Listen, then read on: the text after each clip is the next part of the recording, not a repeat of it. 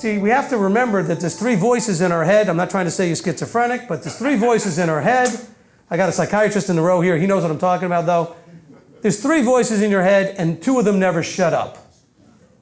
Okay, you've got, number one, your own voice. That's the voice of I want, I don't like, that's not fair. It's your personal self-sovereign voice. Your preferences, your desires, what you want. Or what you don't want. Sometimes it's the voice going, but I don't want to do that, but I don't like that. Oh, that's uncomfortable.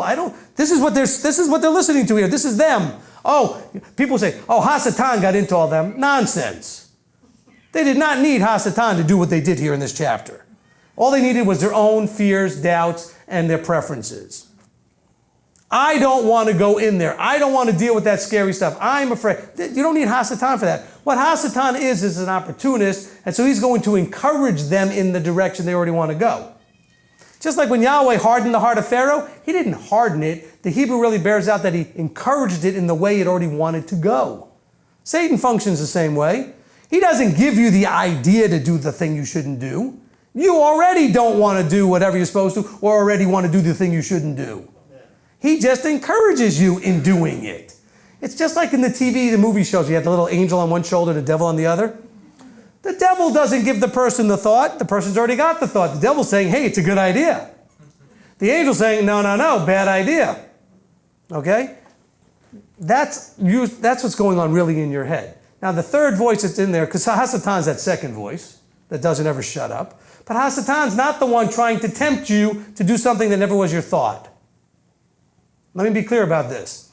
Some of you had alcohol problems growing up at some point. Others of you didn't. Guess what?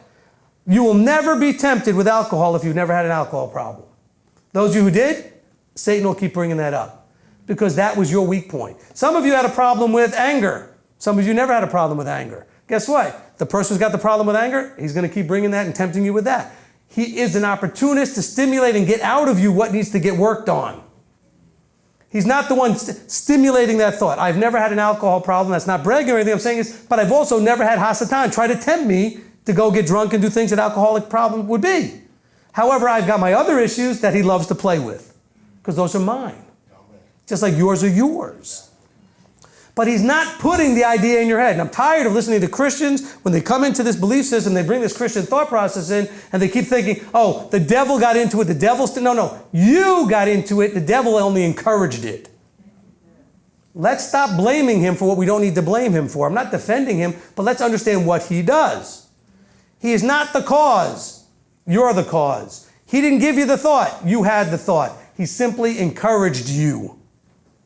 Or brought the opportunity up and you fell for the opportunity, but he tempted you in something you already have a problem with. So stop blaming him for the things that are not of him. You need to take ownership of your problem.